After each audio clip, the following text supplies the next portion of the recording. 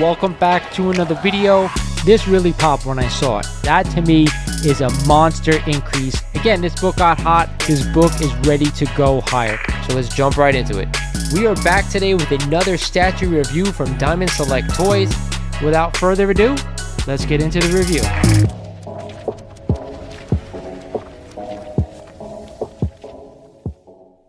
What is going on YouTube? I am Lawrence, your host over at Mighty Comics and Collectibles, and thank you for joining me for another Hot 10 breakdown of the week. If you guys aren't familiar with this one, I take the 10 hottest comics according to the Key Collector app, and we break them down here on the channel. I'll let you know which I'd be buying at these prices, and of course which I'd be staying away from.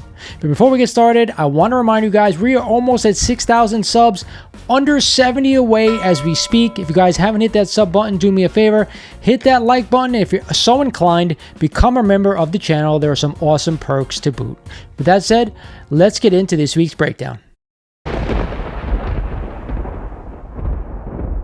Starting off the list at number 10 this week is a copy of The Joker #1 and the first solo title Joker series in a CGC 9.4, just sold last week for $625, up an insane 101% over that average. Man, that is nuts.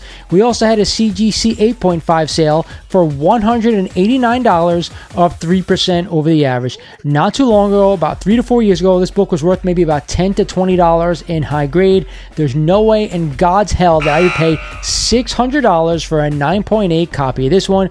It is just not worth it. If you're paying those prices, I think you're out of your freaking mind. Coming in at the 9th spot is some Silver Age goodness and a copy of Silver Surfer #5 and the first appearance of Al Harper, who later becomes Ghostlight, who was the first Silver Surfer to be allowed on his surfboard. Man, I did not know that. And a CGC 8.0, just sold last week for only $235, up 23% over the average. Then we had a CGC 7.5 sale for $229, up 5% over the average. Does someone know something relating to this character, why this book all of a sudden is on this list? I know we're supposed to get some type of origin story of the Silver Surfer, possibly on Disney+.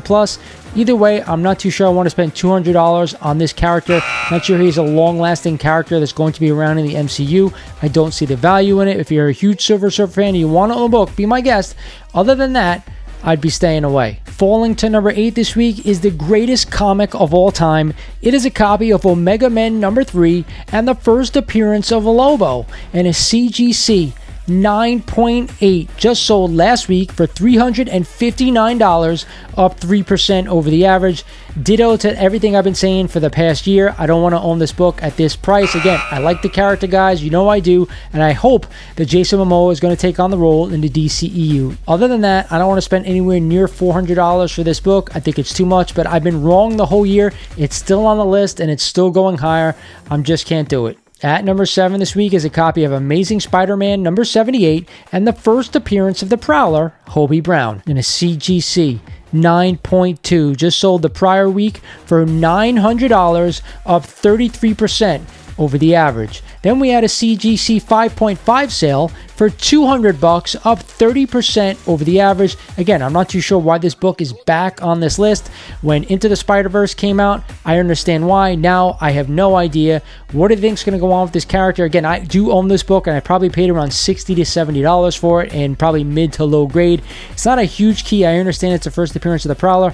It's an ASM book, so I definitely want to own it, but I don't want to spend super amount of money for a high grade copy of this book. I just don't think it's worth it. Own it because you're putting together an ASM run or you like collecting small keys. Other than that, I'd definitely be staying away. At the 6th spot this week is a copy of Watchmen #1 and the first appearance of the Watchmen and the premiere issue of a 12-issue series that explores the dark side of superheroes, and a CGC 9.8, just sold last week for an amazing $785, up 19% over the average.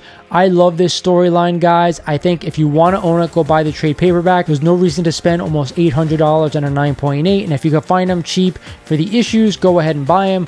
Other than that, I can't see the value in spending this much money on the storyline. You're not going to come out with new movies regarding to the Watchmen. In my opinion, again, I would love the storyline and want to own the books, just not for the prices they're going for. Coming in at number 5 is a book that I absolutely love. It is a copy of Iron Fist number 14 and the first appearance of Sabertooth, the primary nemesis of Wolverine, and a CGC 8.5 just sold last week for $515, up 4% over the average. Then we had a CGC 7.5 sale for $360, up only $1 over the average.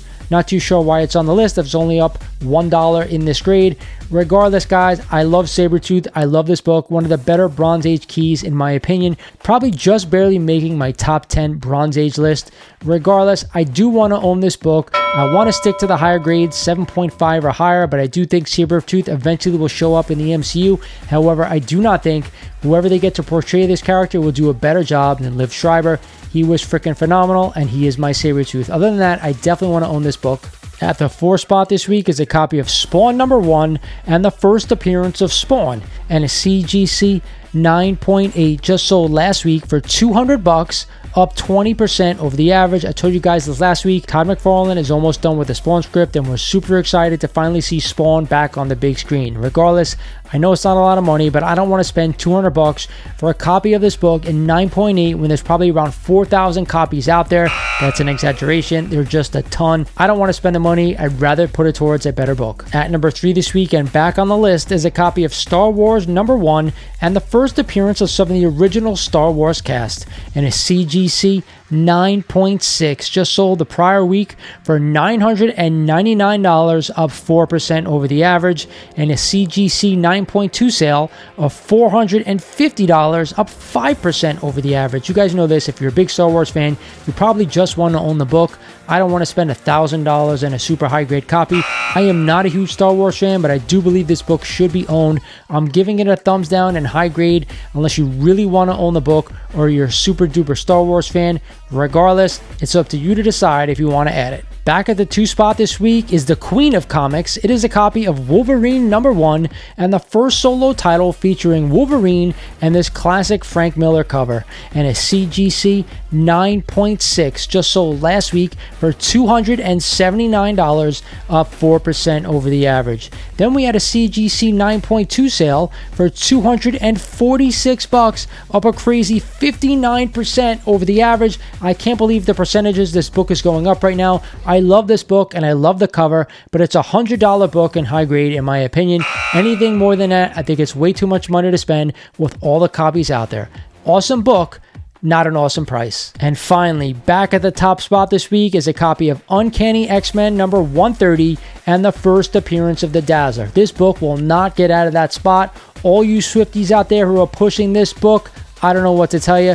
Get this one off the list. A CGC 9.4 just sold last week for $379, up 36% over the average, and a CGC 9.0 sale for $329, up a whopping 66% over the average. You guys are nuts. I give up. Get it off the list. I'm tired of the Dazzler. I'm tired of seeing Taylor Swift at every freaking football game there is.